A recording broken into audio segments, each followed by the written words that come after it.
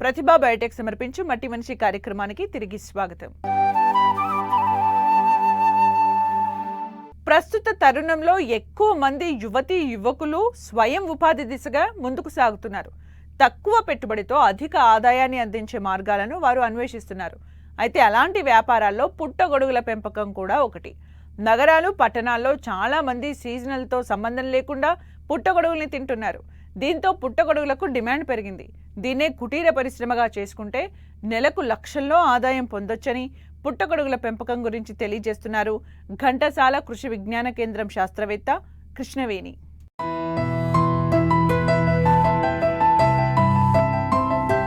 Chilli chicken, pepper chicken, chicken tikka, mutton tikka, Apollo fish ఇలాంటి ప్రత్యేక వంటకాల సరసన ఇప్పుడు పుట్టగొడుగులు కూడా చేరిపోయాయి. ఇప్పుడు ఏ రెస్టారెంట్ కి వెళ్లినా స్పెషల్ మెనూలో పుట్టగొడుగులతో చేసిన వంటకాలుంటున్నాయి. అంతేకాదు, చిరు వ్యాపారులు తాజాగా పుట్టగొడుగులతో పచ్చళ్లు పెట్టి అమ్మడం మొదలుపెట్టారు. అందువల్లే పుట్టగొడుగుల పెంపకం ఇప్పుడు మంచి లాభాలు తెచ్చిపెట్టే కుటీర పరిశ్రమ జాబితాలో చేరింది. ఆహార నిపుణులు కూడా వీటి వాడకాన్ని ప్రోత్సహిస్తున్న నేపథ్యంలో పుట్టగొడుగులు లాభసాటి సాగుగా మారింది. దీన్నే స్వయం ఉపాధిగా మలుచుకుంటే మంచి ఆదాయం పొందొచ్చని వివరాలు తెలియజేస్తున్నారు కృష్ణా జిల్లా ఘంటసాల కృషి విజ్ఞాన కేంద్రం శాస్త్రవేత్త కృష్ణవేణి. ముఖ్యంగా ఏంటంటే మనకి చాలా రకాల పుట్టగొడుగుల జాతులు ఉన్నాయి. కానీ మన దేశంలో సుమారు 4 రకాల పుట్టగొడుగు జాతులనే సాగు చేస్తున్నారు. వాటిని చూసుకుంటే కనుక ముఖ్యంగా బటన్ మష్రూమ్, తర్వాత oyster mushroom, Milky mushroom and Chinese mushroom అని కూడా అంటారు. ఈ 4 రకాల పుట్టగొడుగుల జాతులు మన దేశంలో ఎక్కువగా సాగు చేస్తున్నారు. మనం చూసుకుంటే కనుక ఇప్పుడు దానికి కావాల్సిన సామాగ్రి ఏంటంటే మనకి చిన్న షెడ్ అయినా సరిపోతుంది. లేదంటే అది కూడా స్తోమత లేని వాళ్ళు ఇంటి ఆవరణలోనే పుట్టగొడుగుల సాగు చేపట్టవచ్చు. దీనికి ఎక్కువ ఖర్చు కూడా అవసరం లేదు.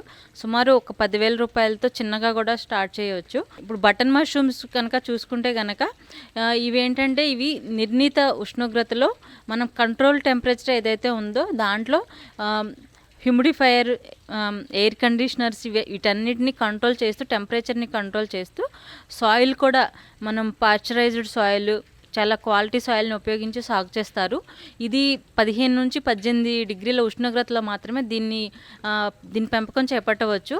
కాబట్టి ఇదేంటంటే బాగా శీతల ప్రదేశాల్లో, ఉష్ణోగ్రత తక్కువగా ఉండే ఎత్తైన ప్రదేశాల్లో దీన్ని సాగు చేపట్టడానికి అనుకూలంగా ఉంటుంది. ఆయిస్టర్ మష్రూమ్ చూసుకుంటే కనుక దీనికి మనకి 32 డిగ్రీల ఉష్ణోగ్రత సరిపోతుంది. దీన్ని ఎక్కువగా మన దేశంలో సాగు చేస్తున్నారు. దీనికి కూడా తేమ శాతం 85% వరకు ఉంటే సరిపోతుంది అనమాట. మనం మిల్కీ మష్రూమ్ చూసుకుంటే కనుక మనకి 32 నుంచి 38 డిగ్రీల ఉష్ణోగ్రత అవసరం అవుతుంది. అలాగే 85 నుంచి 90% వరకు తేమ కూడా అవసరం పడుతుంది. ఇది ఖర్చు తక్కువ శ్రమతో కూడుకున్న పని. సో ఎక్కువ మంది దీన్ని సాగు కూడా వెళ్తున్నారు. ఈ మష్రూమ్ కల్టివేషన్కి కావాల్సిన సామాగ్రి షెడ్, తర్వాత గడ్డి కట్ చేయడానికి మనకి ముఖ్యంగా వరిగడ్డి అవసరం పడుతుంది. దీన్ని కట్ చేయడానికి కటరు, తర్వాత వస్తే కనుక మనకి స్పాను, మంచి నాణ్యమైన స్పాన్ తీసుకుంటే కనుక మనకి మంచి పుట్టగొడుగుల ఉత్పత్తి అనేది చేయడం జరుగుతుంది.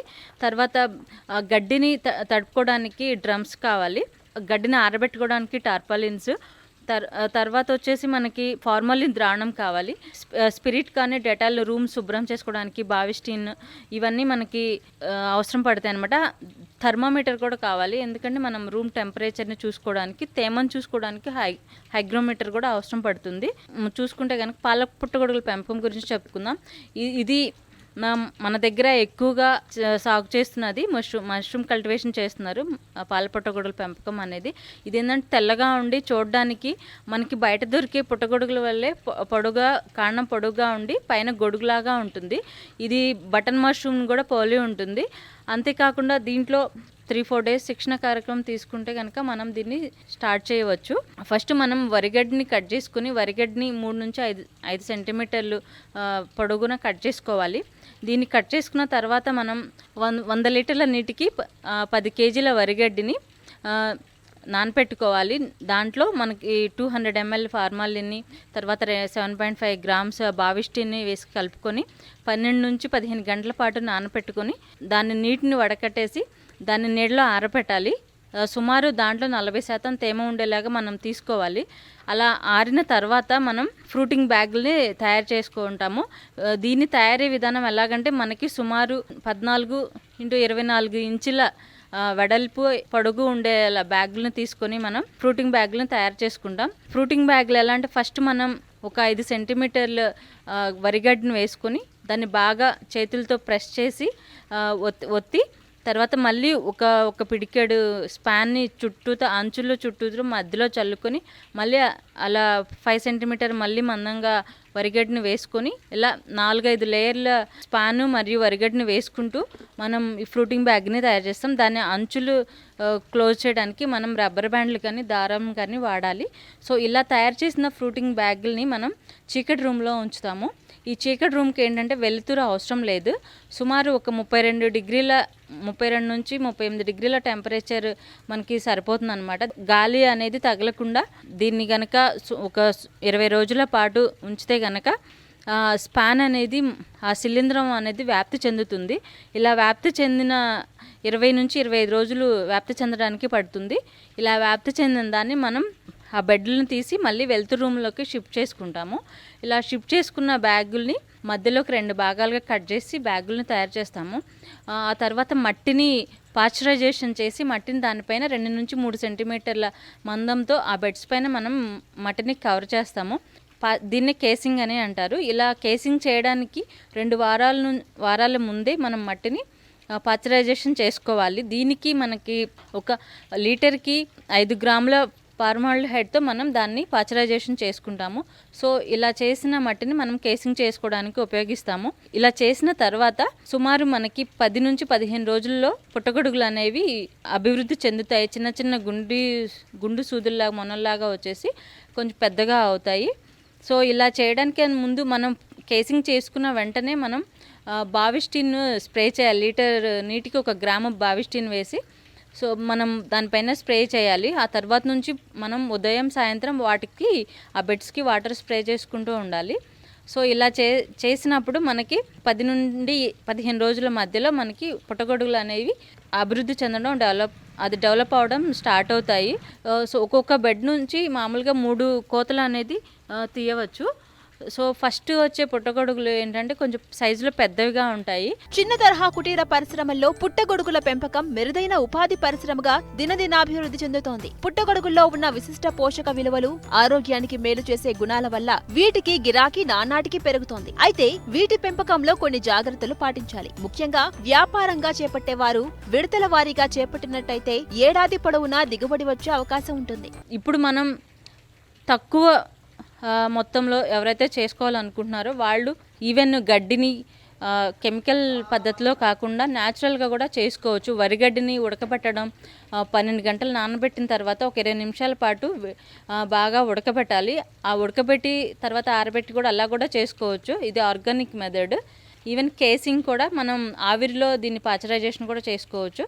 ఏమేమి జాగ్రత్తలు తీసుకోవాలంటే మనం పుట్టగొడుగుల పెంపకాన్ని స్టార్ట్ చేసే ముందే మనం రూమ్స్ అన్నిటినీ ఫార్మాలిన్తో శుభ్రం చేసుకోవాలి. వాటిని స్ప్రే చేయడం ద్వారా ఏమైనా కీటకాలు అన్వాంటెడ్ ఏమైనా ఉంటే కనుక అవన్నీ శుభ్రం అవుతాయి. తర్వాత మనం వరిగడ్డి ఏదైతే తీసుకుంటామో సుమారు 6 నుంచి 12 నెలలు వయసున్న గడ్డిని తీసుకుంటే మంచి నాణ్యమైన పుట్టగొడుగులు అనేవి ఉత్పత్తి అవుతాయి. గదిలో తేమ శాతం ఎక్కువగా ఉండేలా చూసుకోవాలి. చిన్న చిన్న మచ్చలు ఉంటే బావిస్టిన్ని మనం లీటర్ నీటికి 1 గ్రాము బావిస్టిన్ని స్ప్రే చేసుకోవాలి. ఎక్కువ మచ్చలు ఉంటే కనుక ఆ బ్యాగులను తీసి బయట పడేసేయాలి. తర్వాత వ్యాధులు రాకుండా ముందు జాగ్రత్తగా గోడలకి ఫార్మాలిన్ స్ప్రే చేసుకోవాలి. తర్వాత 10 రోజులకు ఒకసారి ఫార్మాలిన్ని బావిస్టిన్ని స్ప్రే చేసుకుంటూ ఉండాలి. సాధారణంగా పుట్టగొడుగులో నలుపు ఆకుపచ్చ రంగుల శిలీంధ్రాలే అక్కడక్కడ కనిపిస్తూ ఉంటాయి. సో అలా అవి కంటామినేషన్ అయినట్టు గుర్తు అనమాట. సో అలాంటి వాటిని తీసివేయాలి. పసుపు రంగు మచ్చలు కూడా బెడ్ల పైన ఏర్పడుతూ ఉంటాయి. అవి ఉన్నట్లయితే కనుక మనం లీటర్ నీటికి 2 గ్రాముల బ్లీచింగ్ పౌడర్ని వేసుకుంటే సరిపోతుంది. ముఖ్యంగా మనం గమనించాల్సిన విషయం ఏంటంటే మంచి నాణ్యమైన స్పాన్, నాణ్యమైన ఎండుగడ్డి ఉంటే కనుక మనకి నాణ్యమైన పుట్టగొడుగులు అనేవి ఉత్పత్తి చేసుకోవచ్చు.